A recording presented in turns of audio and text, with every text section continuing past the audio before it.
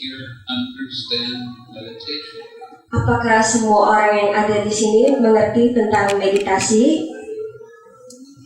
Yes, no, you have to give me an answer. Mesti ada jawaban. A little bit, Bante, they said. A little bit. What is meditation? Apakah meditasi itu?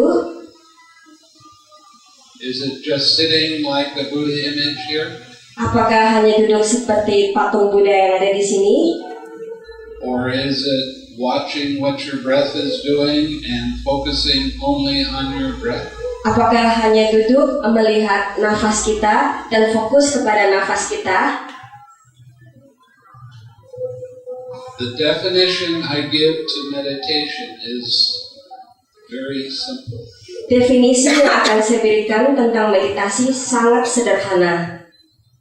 And you have to understand that meditation is not just about sitting like that. Dan kalian mesti mengerti semua bahwa meditasi bukan hanya sekedar duduk seperti patung.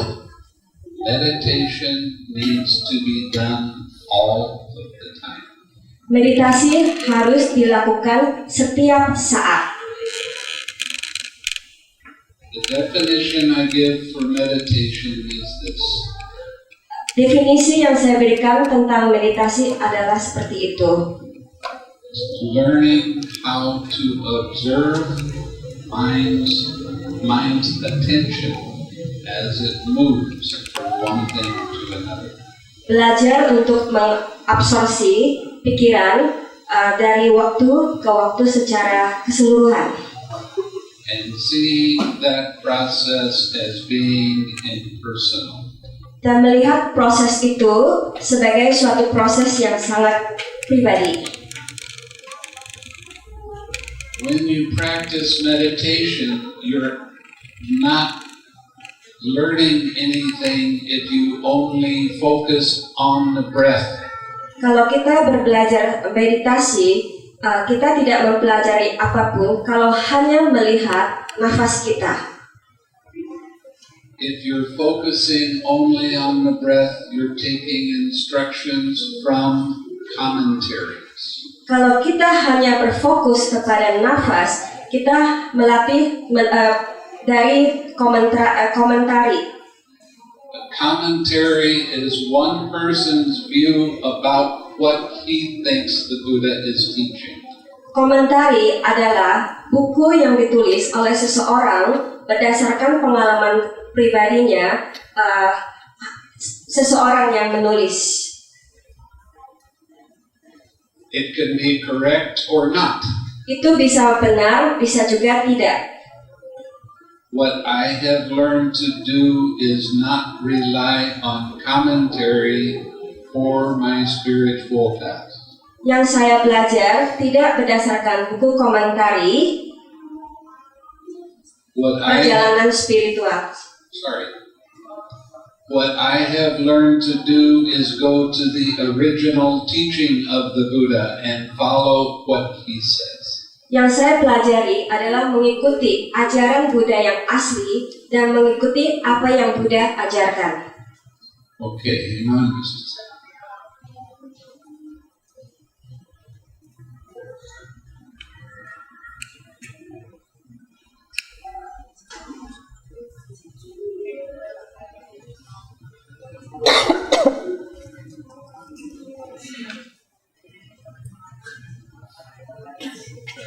Yang Bante pegang itu adalah buku Majjhima Nikaya.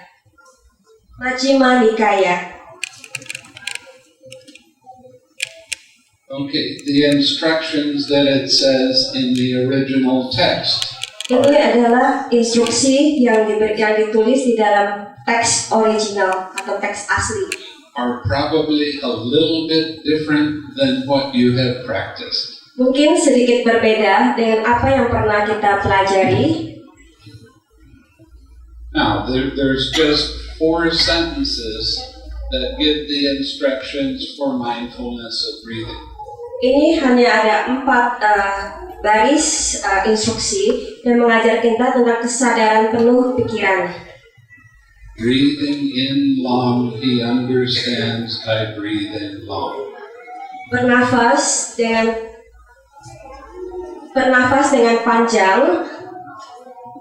Saya mengetahui saya bernafas dengan panjang. Breathing out long, he understands I breathe out long. Bernafas keluar panjang, saya mengetahui bernafas keluar panjang. Breathing in short, he understands I breathe in short. Bernafas dengan nafas pendek, saya mengetahui bernafas dengan nafas pendek. Breathing out short, he understands I breathe out short. Bernafas keluar nafas pendek, saya mengetahui saya bernafas keluar dengan nafas pendek. Now, did anyone hear me say nostril, nostril tip, upper lip, or abdomen? Apakah di sini ada berkata bahwa kita nafas ada di tengah-tengah antara hidung dan bibir kita? Hidung atau di ujung hidung kita? No, because that's not in the instructions. Tidak, karena itu tidak ada di instruksi. The instructions simply say you understand when you take a long breath and when you take a short breath. Di instruksi itu jelas dikatakan bahwa kita bernafas panjang atau kita bernafas pendek. It doesn't say to focus only on the breath. Tidak dikatakan hanya berfokus pada nafas. It just says you understand. Hanya mengatakan bahwa kita mengerti. Now the next two sentences are where the actual instructions are. Dua kalimat berikutnya adalah instruksi yang sebenarnya. This is a very important statement. Ini adalah pernyataan yang sangat penting. He trains us. Buddha mempraktekkan hal ini. So now you know what you're supposed to be doing when you're doing the breathing meditation. Sekarang kita harus mengerti apa yang harus kita lakukan ketika kita melakukan pernafasan. I shall breathe in, experiencing the whole body. Saya bernafas ke dalam, mengalami melatih keseluruhan badan. I shall breathe out, experiencing the whole body. Saya bernafas keluar, mengalami pernafasan keluar seluruh badan. This is not talking about the breath body. Ini tidak menyatakan pernafasan badan. This is talking about your physical body. Ini menyatakan tentang badan fisikal kita, badan fisik kita. Then it says he trains thus. Dan dikatakan bahwa Buddha melakukannya, melatihnya. I shall breathe in, tranquilizing the bodily formation. Saya bernafas dengan penuh kedamaian. Formasi badan. Okay. I shall breathe out, tranquilizing the bodily formation. Saya bernafas keluar dengan formasi badan. Okay. Melepas. That's the instructions in the meditation. Now, what does it mean? Itu adalah instruksi di dalam meditasi. Apakah artinya? The instructions are telling you to relax any tension or tightness in your body on the in-breath and relax tension and tightness in your body on the out-breath. Instruksi itu mengajarkan kita untuk relaksasi pada pernafasan masuk, untuk melepas ketegangan badan kita, dan juga relaksasi pada nafas keluar untuk melepas ketegangan badan kita. You use the breath as the reminder to relax. Kita menggunakan nafas sebagai reminder atau peringatan kita untuk relaksasi.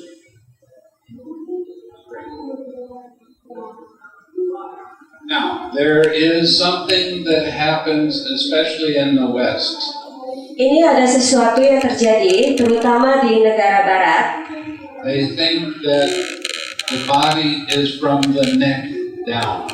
Mereka berpikir bahwa badan adalah dimulai dari leher ke bawah. And the mind is from the neck up. Dan pikiran itu berada di atas leher.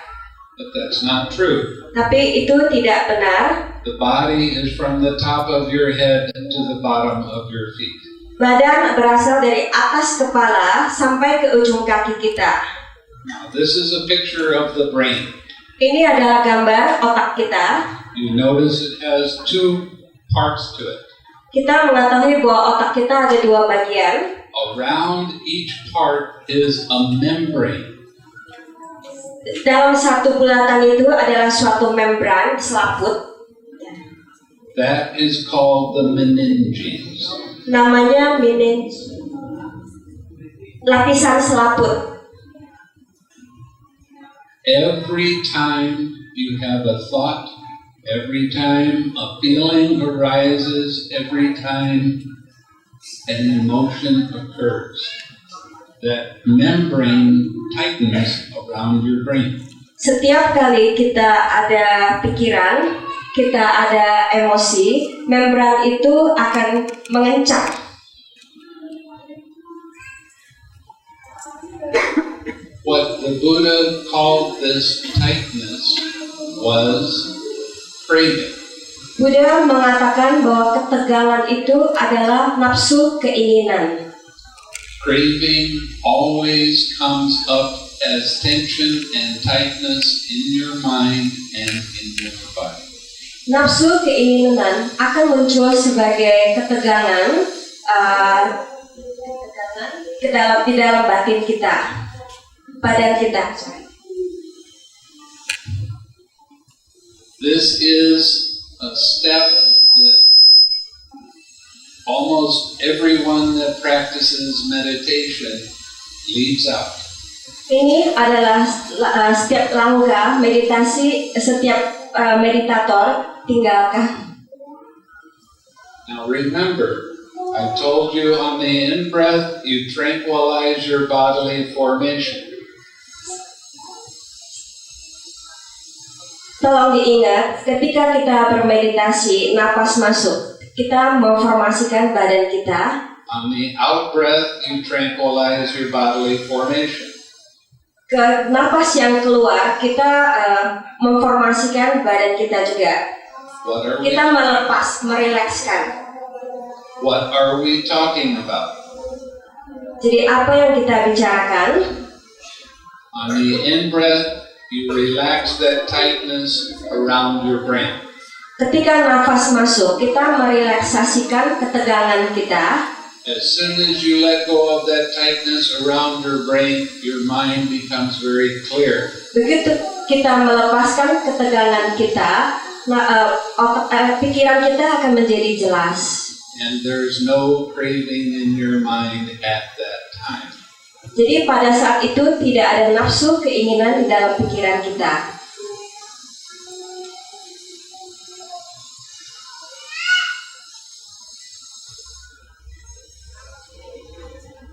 Your mind is very pure.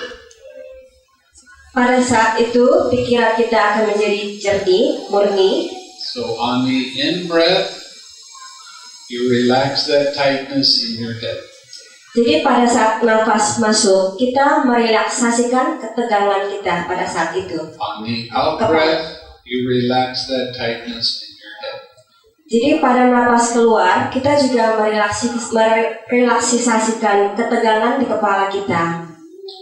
Okay, now I'm going to change the subject a little bit, and you'll see what I'm talking about more clearly. Jadi sekarang saya akan mengubah subjek pembicaraan kita dengan apa yang kita pernah pelajari. Many people teach you to focus only on the breath. Banyak guru mengajarkan kita hanya berfokus kepada nafas. As a result, you never really notice that tightness in your head. Sebagai hasilnya, kita tidak menyadari ketegangan di kepala kita. So, when you practice absorption concentration, jadi ketika kita mempraktekkan absorpsi konsentrasi, your mind is on your breath. pikiran kita di kepala kita, pikiran kita di nafas kita. And then a distraction arises and pulls your mind away. Jadi gangguan-gangguan kita atau pikiran liar kita muncul, menarik konsentrasi kita keluar. The instructions that most people will give you is to let go of that distraction and immediately come back to your object of meditation, which is the breath. Jadi instruksi yang sering kita terima dari guru kita adalah coba lepaskan gangguan-gangguan atau pikiran liar itu dan kembali ke objek kita, ke nafas. But we're not following the directions that the Buddha gives when we do that. Tapi jika kita melakukan itu, kita tidak mengikuti apa instruksi ajaran yang Buddha berikan kepada kita. When you're following the directions that the Buddha gives, your mind is on the breath and relaxing. Kalau kita mengikuti ajaran Buddha, pikiran kita seharusnya kembali dan relax. Then mind gets distracted. Jadi, dan pikiran kita terganggu. Now the instructions tell you to let go of that distraction. Instruksi yang diberikan kepada kita harusnya kita melepaskan gangguan itu. Now relax that tightness in your head, in your mind. Jadi kita harus kembali merelaksasikan, melepaskan ketegangan yang ada di kepala kita. What are you doing when you relax then? Apa yang kita lakukan ketika kita melakukan relaksasi? You're letting go of craving. Kita melepaskan nafsu keinginan. You will notice right after you let go of that tightness, your mind is clear. Kita akan mengetahui ketika kita telah melepaskan ketegangan itu, pikiran kita menjadi jernih kembali. Very alert. Sangat jelas. And there are no thoughts in your mind at that time. Dan tidak ada pikiran di dalam tidak ada pikiran apapun di dalam pikiran kita pada saat itu atau kosong.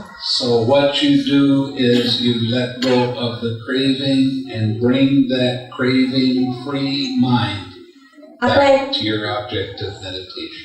Apa yang kita lakukan adalah melepas ketegangan itu dan membawa kembali pikiran kita ke objek meditasi kita. Which is the breath. Adalah nafas kita. And relaxing. Dan relax.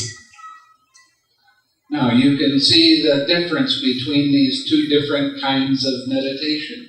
Jadi di sini bisa dilihat perbedaan dua macam meditasi. One kind of meditation brings craving back to the object of meditation. Satu metode adalah membawa kembali nafsu keinginan itu ke dalam objek. One kind does not. Dan yang satu macamnya lagi tidak. What the Buddha was trying to show us was that craving is something that can be recognized very easily and let go of. Apa yang Buddha ajarkan kita adalah bahwa nafsu keinginan itu adalah sesuatu yang bisa dikenalin dan bisa dilepaskan. Craving is the weak link in dependent origination. Nafsu keinginan adalah hubungan yang sangat lemah di dalam dependent origination atau yang kita kenal paticca samuppada, sebab muncul dan lenyap. A lot of times you don't ever hear about dependent origination in Dhamma talks. Mungkin dalam banyak waktu kita tidak mendengar dependent origination atau paticca samuppada di dalam suatu Dharma talk atau Dharma. And this is a big mistake. Dan ini adalah suatu kesalahan besar. The links of dependent origination and the Four Noble Truths are the backbone of the Buddha's teaching. Dependent origination atau paticca hubungan paticca samuppada dan 4 jalan kemuliaan adalah tulang punggung dari ajaran Buddha. This is the very foundation of the Buddhist practice. Ini adalah fondasi yang sangat perlu. Now, how do you recognize this in your meditation? Bagaimana kita menyadari ini di dalam meditasi kita? A feeling arises. Perasaan muncul. The feeling is either pleasant or painful or neither painful nor pleasant. Perasaan itu bisa saja senang, tidak senang, ataupun tidak senang juga tidak senang atau tidak menyenangkan. Right after the feeling arises, craving arises. Setelah perasaan itu muncul, nafsu keinginan juga muncul. You always can recognize craving very easily because it causes tension to arise in your mind and your body. Kita bisa secepatnya mengenali munculnya nafsu keinginan itu karena membawa ketegangan ke dalam pikiran dan juga badan kita. Next arises clinging.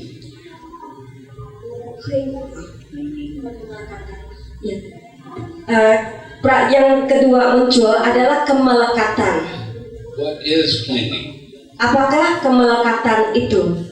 It's all of your thoughts, all of your concepts, all of your opinions, and story about why you like or dislike that feeling.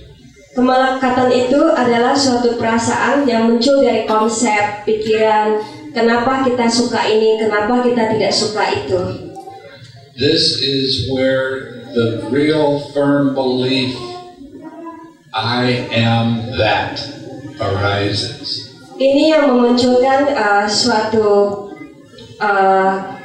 bentuk bahwa saya adalah itu. Right after that arises, then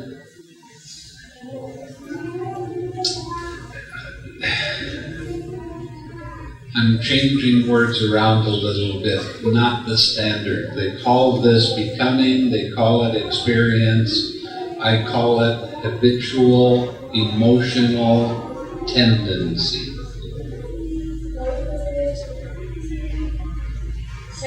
Saya berubah sedikit yang umum. Saya menyebutnya sebagai suatu kebiasaan atau penjelmaan. Bawa. Then there's birth that arises right after that, and then all the sorrow and lamentation, pain, grief, and despair arise. Kemudian muncul karena ada bawa itu muncul kelahiran dan muncul kelahiran, kesedihan, kemarahan dan duka. That's good. Ya. Now, when you're sitting in meditation, Jadi ketika kita sedang duduk bermeditasi,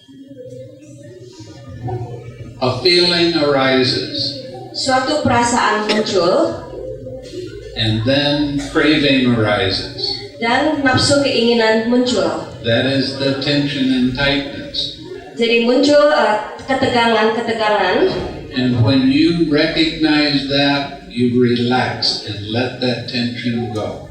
Jadi ketika kita mengenali ketegangan itu, kita relax dan kita melepaskan. When you do that, there will not be any clinging or emotional tendencies or birth or sorrow arising. Jadi kalau kita bisa melepaskan, jadi tidak akan muncul kemelekatan, tidak ada emosi, tidak ada kelahiran. This is how mind works. Beginilah pikiran bekerja. In America, one of the biggest things that people experience is called depression. Di Amerika, kebanyakan orang alami hal yang paling banyak dialami orang adalah depresi. They come to me and ask me how to get rid of it. Mereka datang kepada saya dan bertanya bagaimana melepaskan depresi itu.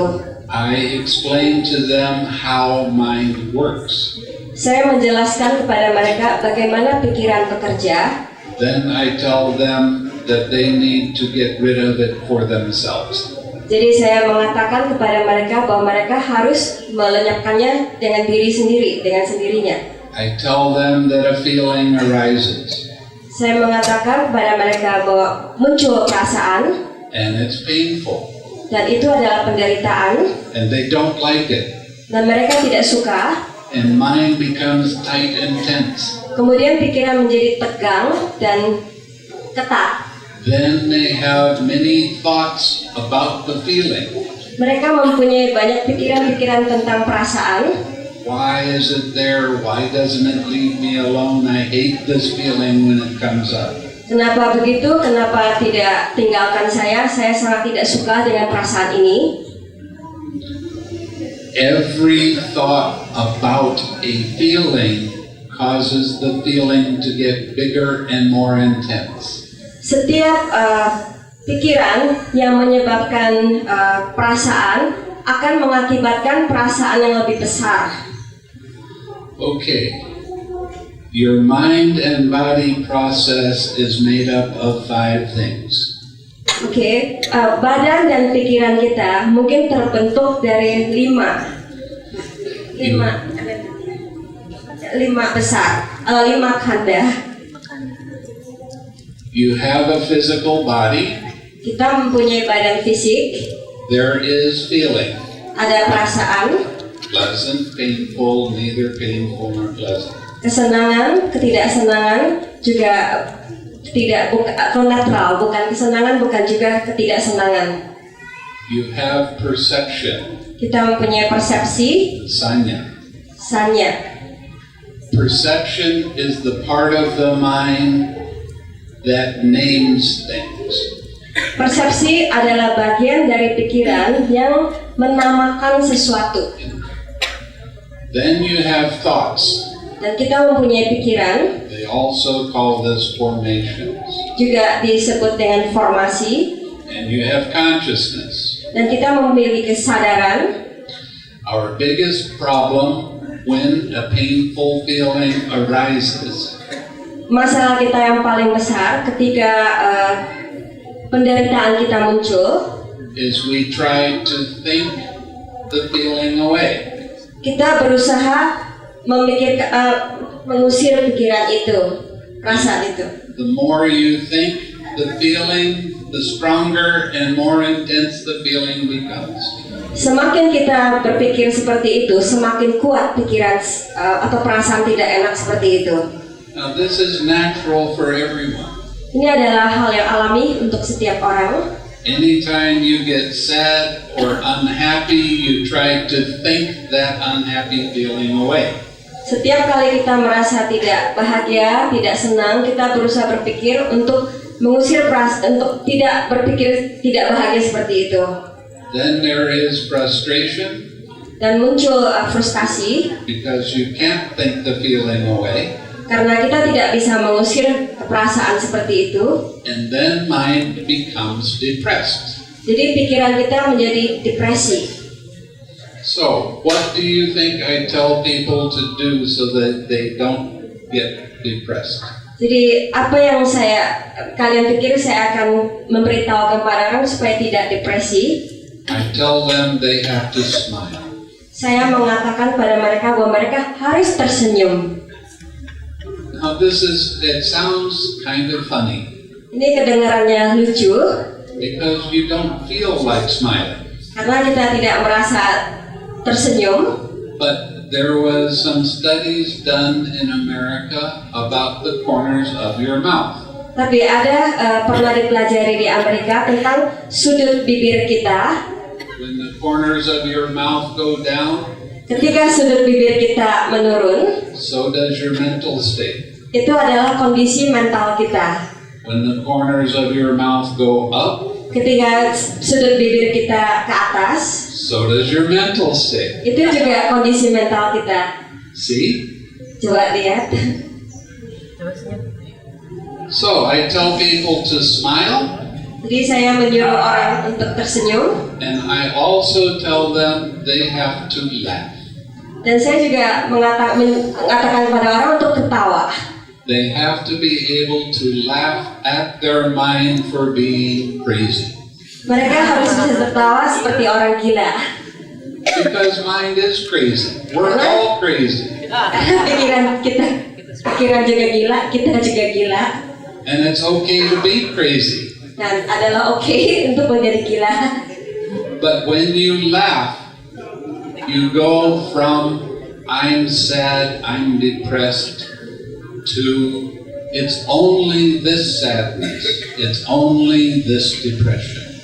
Ketika kita ketawa, kita bilang saya sedih, tapi hanya untuk kesedihan ini saja. So when you laugh at how your mind likes to play tricks on you, Ketika kita tertawa, pikiran kita juga mempermainkan kita. you're not caught by the trick anymore.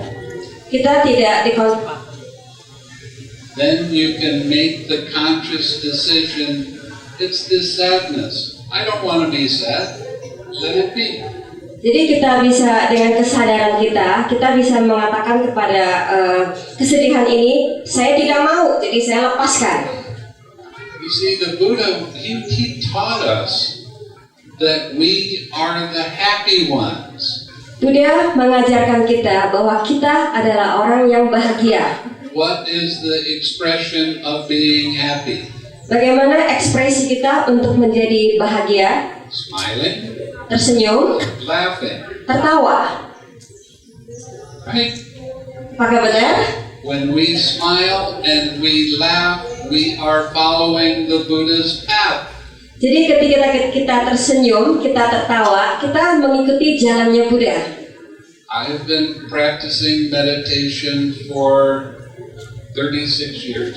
Saya sudah belajar meditasi selama 36 tahun. The first 20 years of my practice was very hard, very intense, and not very happy meditation.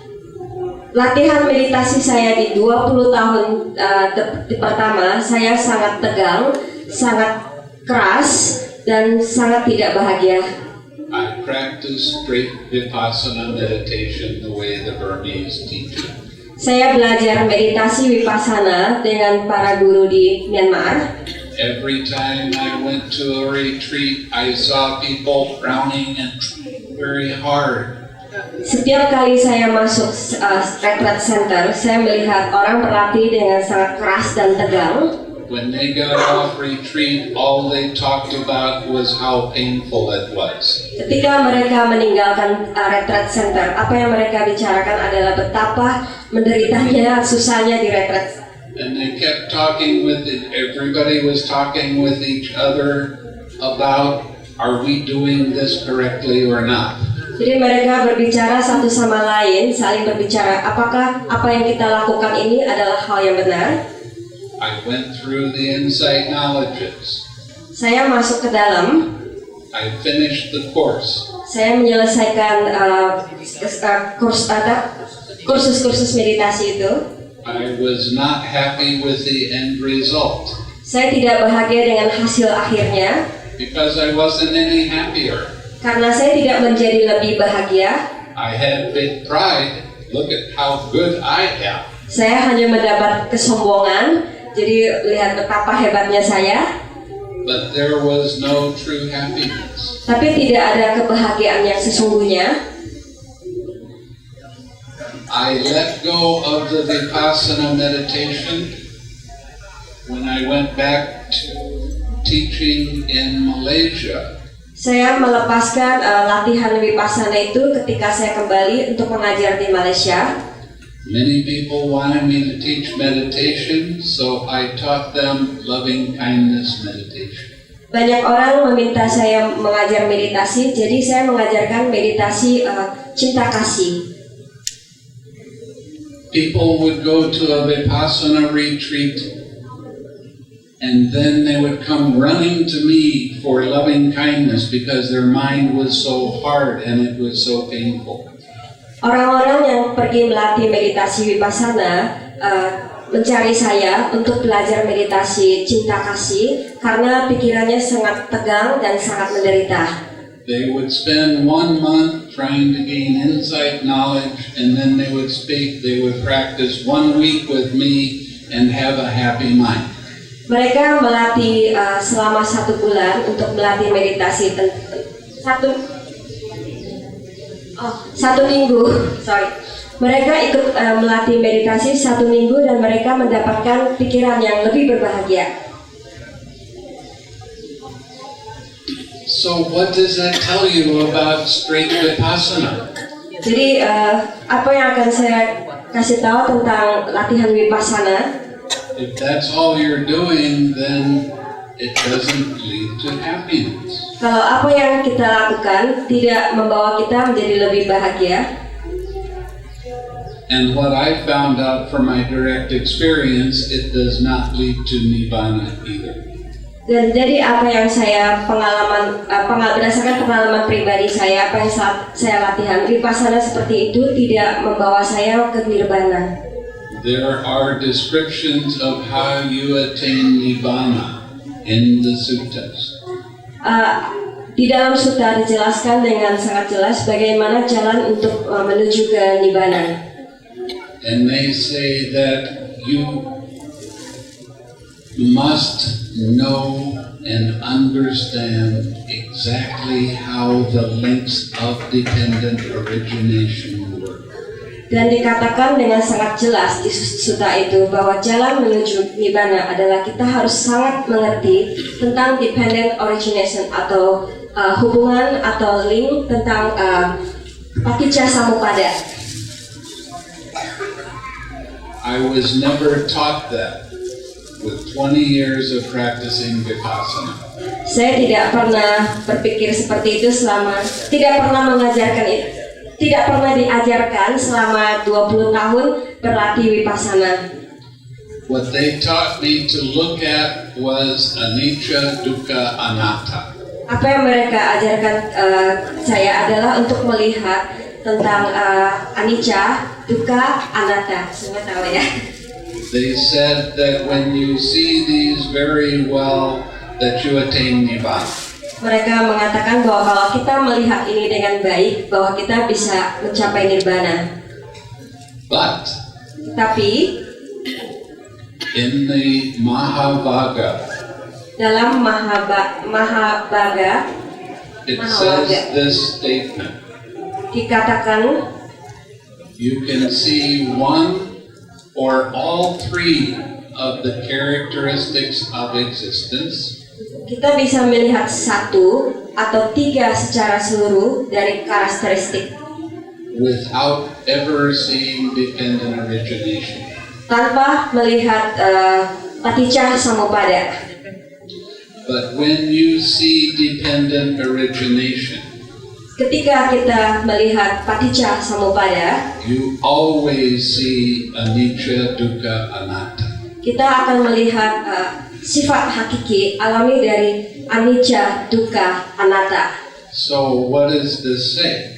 Jadi apa yang dikatakan? If your focus is only on seeing anicca, dukkha, anatta, Kalau kita hanya berfokus kepada anicca, dukkha, anatta, you can completely miss the links of dependent origination. kita akan kehilangan, tidak akan pernah mengetahui tentang paticca samuppada hubungannya. But when you see dependent origination, you will never miss seeing anicca, dukkha, anatta.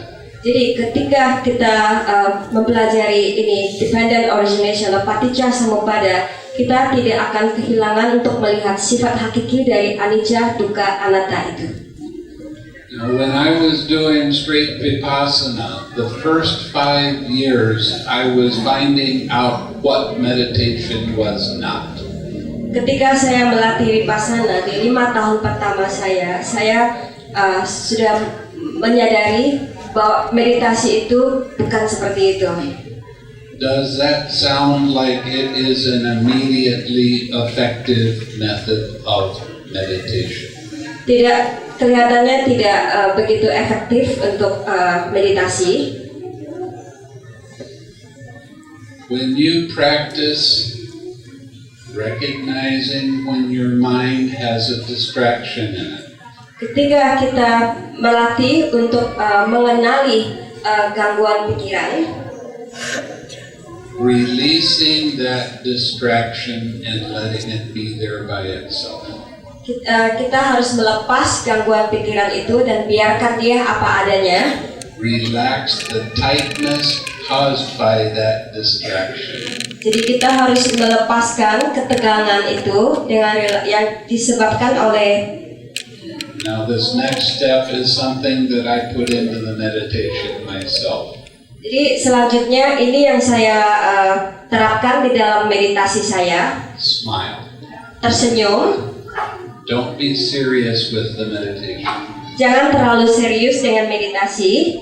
If you're serious with the meditation, you're trying too hard. Kalau kita terlalu serius dengan meditasi itu sendiri, kita menjadi mencoba terlalu keras. When you try too hard, you have a lot of hindrances arising. Kalau kita mencoba terlalu keras, kita akan menjadi lebih banyak tegangan. Next, you come back to your object of meditation. Selanjutnya kita kembali kepada objek meditasi kita. Now this can either be mindfulness of breathing or loving kindness meditation. Ini bisa juga meditasi kesadaran penuh atau meditasi cinta kasih. And then you repeat this process. You stay with your object of meditation as long as you can. Dan kemudian kita kembali mengulanginya dan menahan objek kita selama mungkin. Okay. If you follow this, jika kita mengikuti latihan ini, your progress in meditation will be so fast you cannot believe it.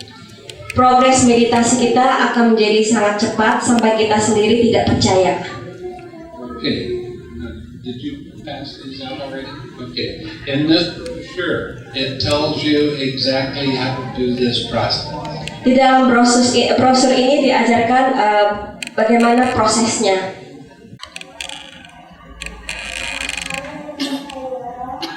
The meditation is very simple. Meditasi itu sendiri sebenarnya sangat sederhana. We like to make everything very complicated. Kita suka membuat segalanya menjadi rumit. Sometimes it's hard to do the meditation. Terkadang sulit melakukan meditasi itu,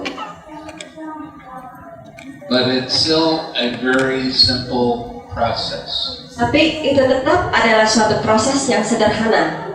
Now this doesn't mean that you take each one of these individually and say them in your mind.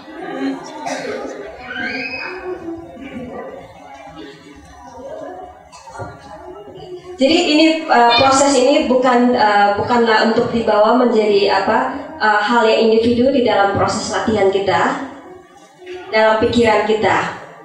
You start to develop, recognize, release, relax, smile, come back, stay with your object of meditation, and it turns into a flow.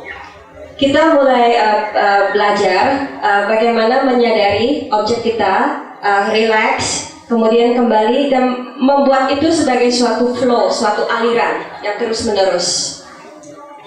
Now the trick of this is notice that tightness and relaxing it.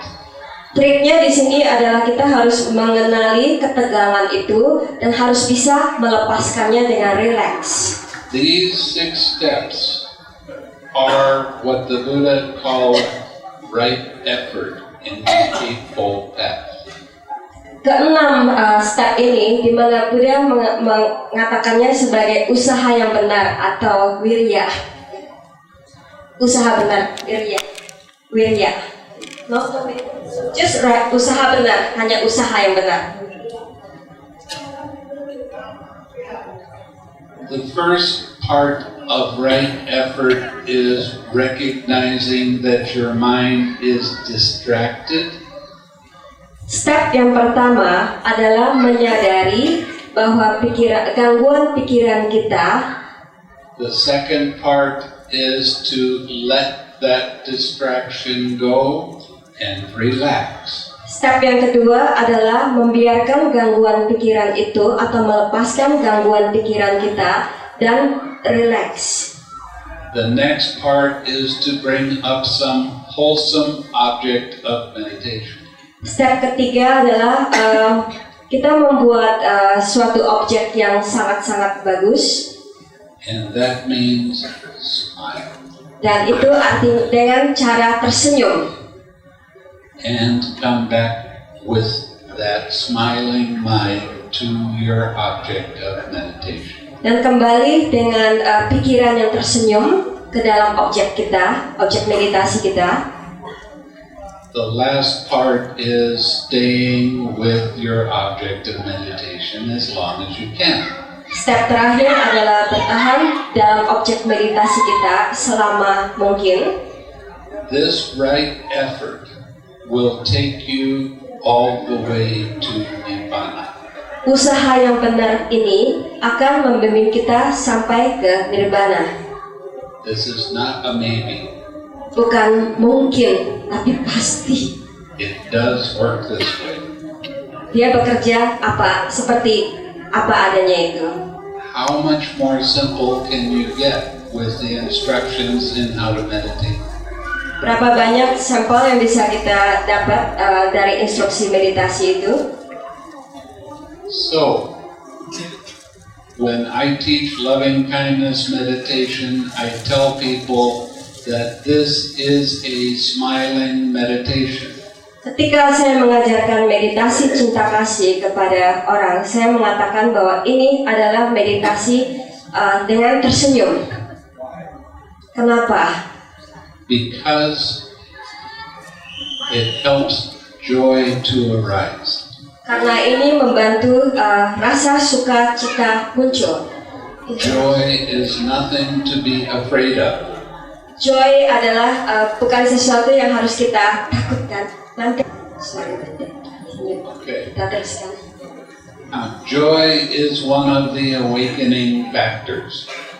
Sukacita adalah suatu faktor yang pencerahan, adalah suatu faktor pencerahan. When you have joy in your mind, you have a mind that's very uplifted and happy.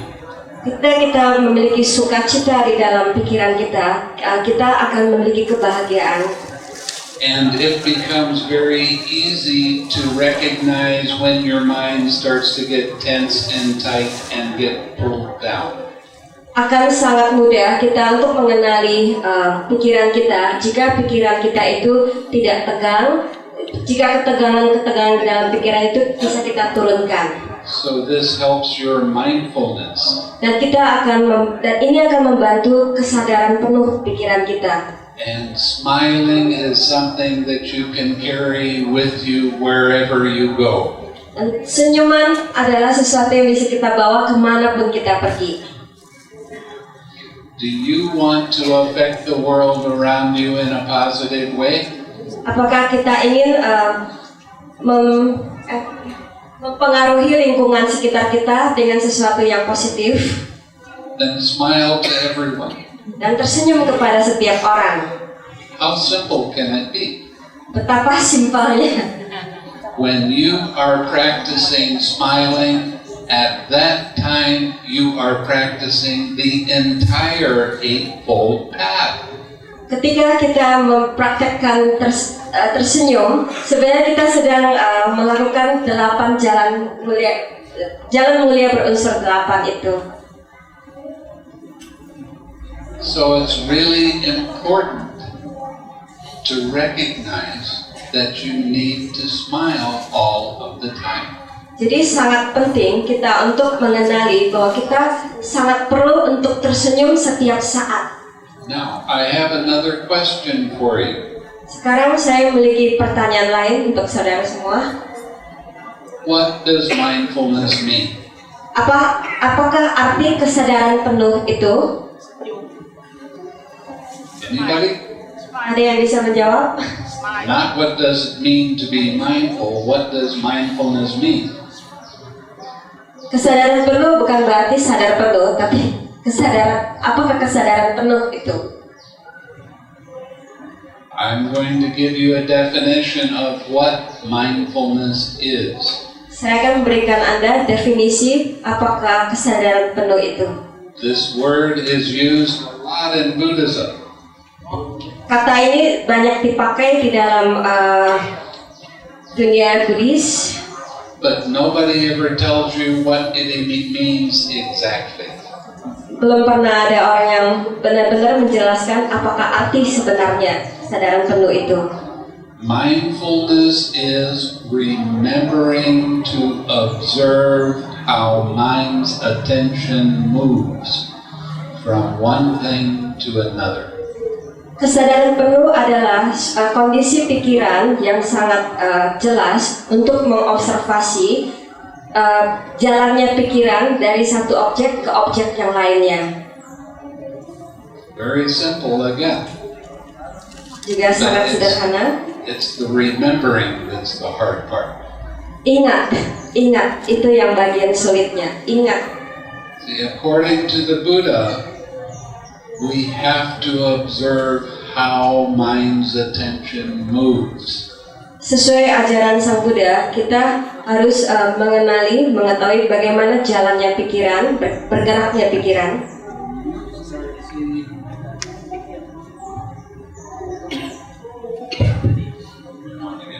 When you start seeing how mind's attention moves, you start noticing that there is a process that occurs. Ketika kita menyadari bagaimana jalannya pikiran, kita sudah menyadari proses dari suatu sebab. And that process is the links of dependent origination. Dan proses itu sebenarnya adalah hubungan dengan patijja samuppada. It's real thing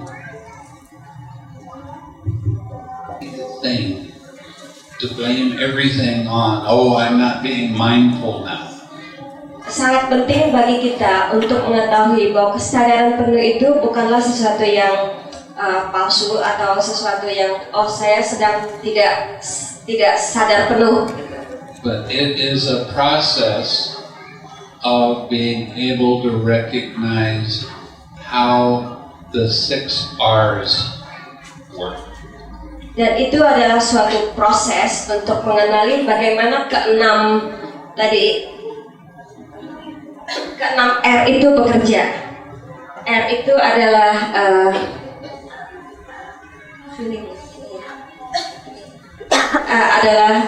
keenam. Recognize, mengenali, melepaskan, relax, smile, kembali, dan repeat lagi. Recognize itu mengenali, release itu melepaskan, relax itu adalah relax lega itu, smile itu tersenyum kembali, kemudian kembali lagi dan diulang. Jadi ini merupakan suatu flow, suatu arus, suatu aliran. So what I've given you this morning is the way to practice mindfulness, the way to be happy, the way to have an uplifted mind, the way to affect the world around you in a positive fashion. Jadi apa yang saya ajarkan hari ini adalah bagaimana untuk berbahagia, bagaimana untuk Bante too long. Sorry. Can you repeat Bante, please? Never mind. When you smile, Ketika kita tersenyum and you smile all of the time, dan kita tersenyum setiap saat, your mindfulness becomes very sharp. kesadaran penuh itu menjadi sangat tajam, And you will understand exactly what mindfulness means. dan kita akan mengerti dengan sangat jelas apa arti sesungguhnya dari kesadaran penuh itu. This is how important smiling is. Dan ini adalah betapa pentingnya dari tersenyum itu. Okay, I've been talking for a long time. Now, does anybody have any questions about what I'm saying? Yes, all the way.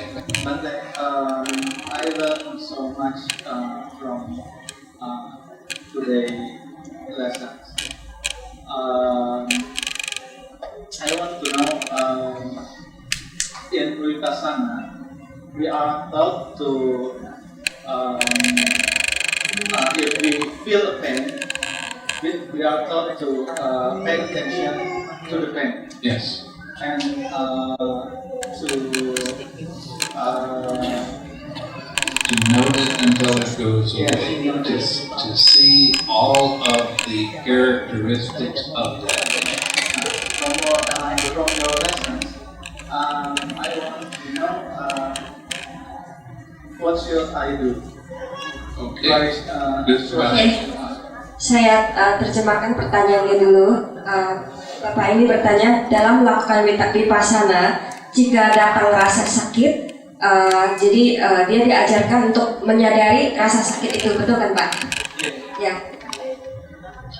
When you practice the 6 R's, the way that I'm teaching you now, you don't keep your attention on the pain. Jadi Bante menjawab, jika kita mempraktekkan 6R ini, kita tidak perlu terlalu memperhatikan rasa sakit itu.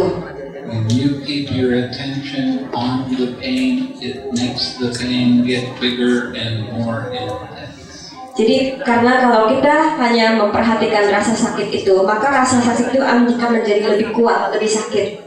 You really get to understand what dukkha is, but you don't need to do that. You already know what dukkha is. Kita sudah mengetahui apa itu dukkha, jadi kita tidak perlu memikirkan dukkha itu karena kita sudah mengetahuinya.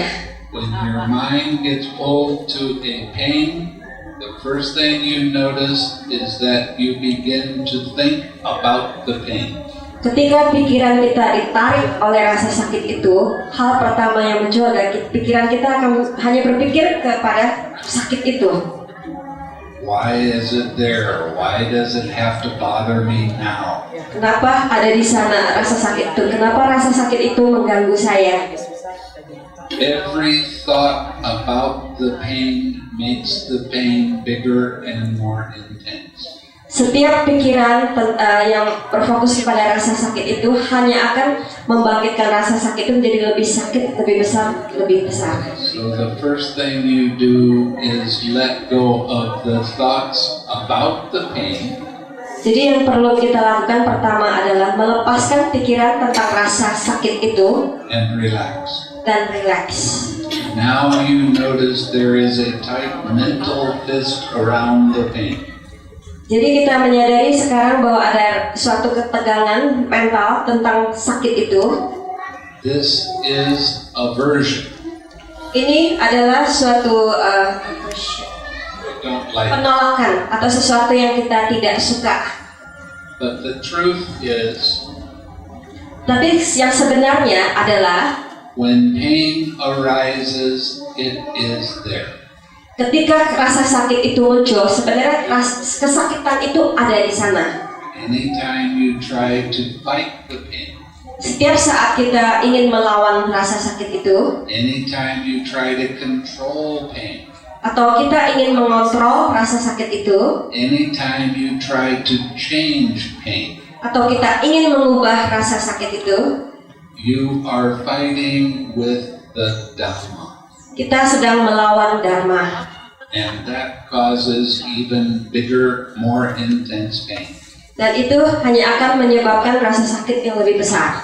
So, you let that pain be there. Jadi kita harus membiarkan rasa sakit itu di sana, but you don't keep your attention on the pain. tapi kita tidak memperhatikan rasa sakit itu. Now you relax the tightness in your head, Jadi kita merelaksasikan ketegangan di kepala kita smile, dengan cara tersenyum come back to your objective meditation. dan kembali ke objek meditasi kita. And you'll do the same, it'll happen just like it did before. Jadi kita melakukan kembali apa yang sebelumnya. So you have to treat it in the same way. Jadi kita harus memperlakukannya dengan cara yang sama. Let go of the thought, relax. Lepaskan pikiran itu dan relax. Allow the space for that sensation to be there, relax. Membiarkan rasa sensasi itu ada di sana, tapi kita relax. Smile, come back to your objective meditation. Tersenyum dan kembali ke objek meditasi kita. Now, the whole thing with meditation is being able to recognize how mind's attention moves. Seluruh dari meditasi ini adalah mengenali jalannya pikiran. So as you go back and forth between that sensation and letting it go and coming back, you start to recognize how little parts of mind's attention is moving. Jadi kalau kita melepaskan sesuatu pikiran dan dengan relax dan kembali ke objek kita, dan kita mengenali jalannya atau bergeraknya pikiran, then you start relaxing a little bit more quickly. jadi kita akan menjadi lebih cepat dalam melakukan relaksasi itu. Now, almost always that pain will fade away. Dan selalu kemudian rasa sakit itu akan hilang As you stop feeding the pain. ketika kita berhenti merasakan sakit itu. How do you feel pain? Feed pain? You keep your attention on it. Bagaimana kita merasakan sakit di kaki kita kalau kita selalu memperhatikan rasa sakit itu? Okay?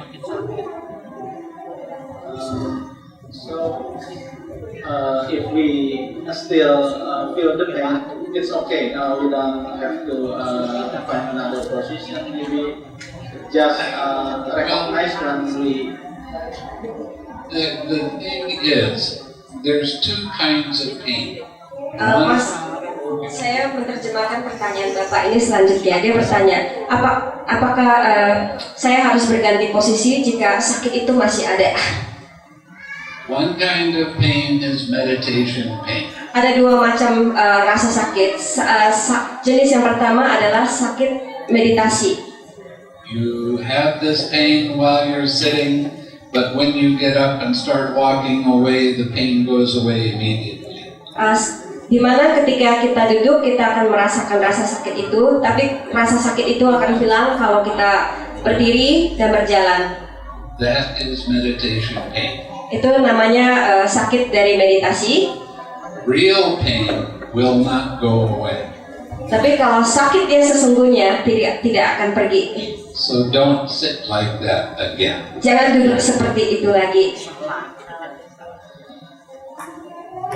Now, when I teach meditation, I tell people that they must sit for 30 minutes, no matter what. Ketika saya mengajarkan meditasi, saya akan menyarankan para yang melatih meditasi untuk duduk selama 30 menit, apapun kondisinya. And when their meditation is good, I tell them sit longer.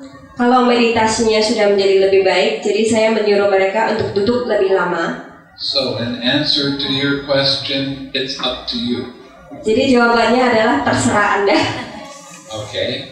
If it keeps coming back, and you see that it's a meditation pain, you might try sitting with it a little bit longer so you see how your mind's attention goes to that. Okay? Jadi itu tergantung Anda. Anda kalau tergantung kondisi Anda sebenarnya. Kalau Anda ingin duduk belum bisa lebih lama, ya duduknya lebih pendek, nanti diulang lagi gitu. one more question, Bante. So when we do the meditation, we don't do we still have to notice the process or just recognize? Just recognize. Do the 6 R's. Very much more simple. No need to know. No need to know. Yes, thank you, Bante. It's not very I understand. Now on the brochure, there is my website. There is instructions in doing loving kindness meditation. There's instructions in doing mindfulness breathing meditation. There are many, many talks that you can listen to. Di dalam brosur yang ada di brosur itu ada website Bante. Di sana ada banyak instruksi Bante bagaimana bermeditasi cinta kasih, bagaimana caranya bermeditasi kesadaran penuh nafas. Juga banyak dharma talk Bante bisa di-download di situ. And if you have any questions, you can write to me. Jika ada pertanyaan, bisa menulis email ke Bante. Thank you, Bante. Occasionally, we give retreats through the internet. Bante juga bisa memberikan retret melalui internet. And it is very much surprising how well people do without me ever seeing. Dan juga mengejutkan bahwa banyak orang bisa menikmati retret itu, melakukannya dengan baik tanpa harus melihat Bantenya. The way we do it is you get up in the morning, you do your refuges and precepts, and then you sit for 1 hour. Yang perlu dilakukan adalah bangun di pagi hari, kita melakukan tisarana dan kita mengambil sila sendiri, kemudian kita bermeditasi 1 jam. Then you go to work, Kemudian pergi bekerja, but you have to smile. tapi dengan tersenyum. Okay? At lunchtime, if you have time, you sit for 15 or 20 minutes. Jika jam makan siang ada waktu, kita bisa bermeditasi 15 atau 20 menit. When you get done with your day's work and you come home, you listen to a Dhamma talk. Jadi ketika pulang kerja, sampai di rumah, kita bisa mendengarkan Dharma Talk. And then you write to me and tell me how you're doing with your meditation. Dan kita bisa menulis ke Bante bagaimana kondisi kita, bagaimana proses meditasi kita. Then you sit in meditation until time for bed. Dan kemudian duduk bermeditasi sampai jamnya tidur. We give these retreats for 9 days. Jadi retreat ini dilakukan selama 9 hari. Now, if you write to me, I always write back to you. Anda menulis kepada saya juga pasti akan menulis balik kepada Anda. And you will be surprised at how well you do. Dan kalian akan kaget sendiri bagaimana bagusnya jalannya retreat Anda sendiri. So we can give you instruction over the internet, or if you want to wait for a few years, I'll come back this way to you. Jadi nanti bisa menyarankan bahwa kita juga bisa melakukan retreat hanya melalui internet, bisa 9 hari, bisa juga bertahun-tahun, terserah kita. Okay, always after a Dhamma talk, I share merit. So I want to do that now. Bante akan share merit dalam bahasa Inggris. May suffering ones be suffering free, and the fear-struck fearless be. May the grieving shed all grief, and may all beings find relief. May all beings share this merit that we thus acquired for the acquisition of all kinds of happiness. May beings inhabiting space and earth, devas and nagas of mighty power, share this merit of ours. May they long protect, the Buddhist dispensation.